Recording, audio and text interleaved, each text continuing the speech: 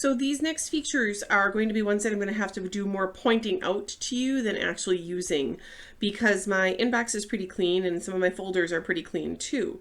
So we're going to try it though. So two tools that are on the Home tab in this delete area. One is the ignore conversation.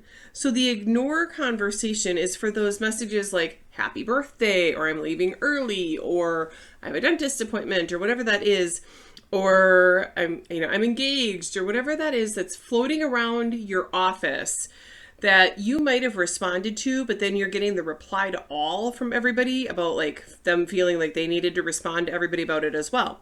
Well, if you want to kind of silence those conversations, when you go to this little guy here with kind of the no symbol on it, the ignore conversation will move current and future messages in that conversation right to the deleted items folder.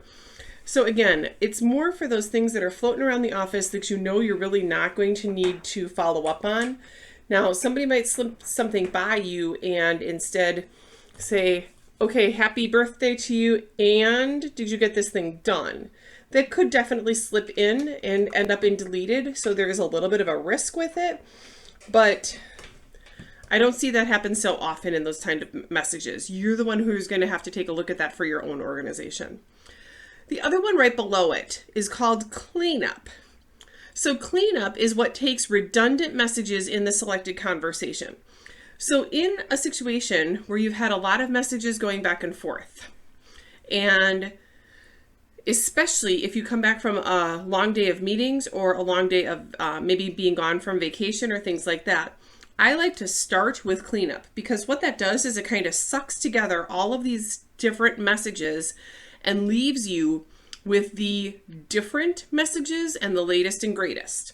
So if somebody maybe responded just to you, that one stays, and all the other respond to alls, if it has that whole thread in there.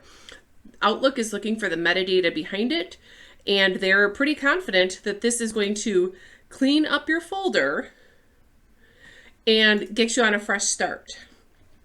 So what happens here is I have 117 items in this folder, and it's going to take all my redundant messages in the folder and put them in deleted. I'm going to hit cleanup folder now, and guess what? I am clean. So that's great. But what you can do is do that to your inbox or any other folder that you want as a test to really see, hey, is this going to help me reduce the volume that I have just to get started?